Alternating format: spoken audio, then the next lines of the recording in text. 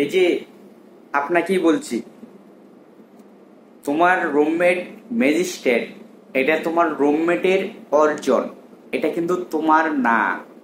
তোমার খুব ক্লোজ বড় ভাই, এলাকার বড় লিডার, এটা তোমার বড় ভাইয়ের অর্জন, এটা তোমার না। তোমার কাছের খুব রিলেটিভ একজন বড় সরকারি চাকরিজীবী, এটা তার অর্জন, এটা তোমার না। তোমার পরিচিত ডিপার্টমেন্টের একজন বড় ভাই এএসপি হয়েছেন, এটা তার অর্জন, এটা তোমার নয়। তাই অন্য কারো অর্জনকে নিজের মনে করে অহংকার করা, অহমিকার মধ্যে ডুবে থাকা, এটা কখনো ভালো কাজ নয়।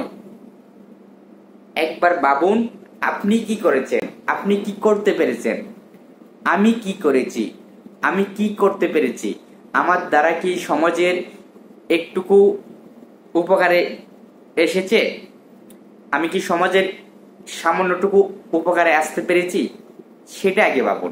নিজের পায়ের মাটি যদি না থাকে তাহলে পৃথিবীতে কেউ কারোর না।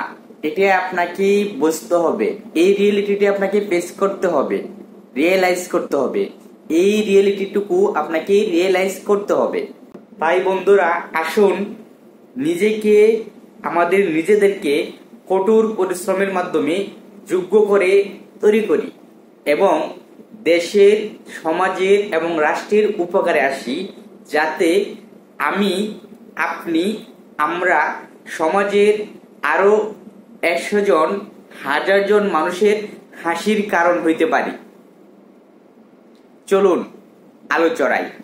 বন্ধুরা, সুস্থ থাকুন, ভালো থাকুন, সুখে থাকুন। দেখা হবে অন্য কোনো একটা এপিসোডে, অন্য কোনো একদিন। ততক্ষণ ভালো থাকবেন। আসসালামু আলাইকুম।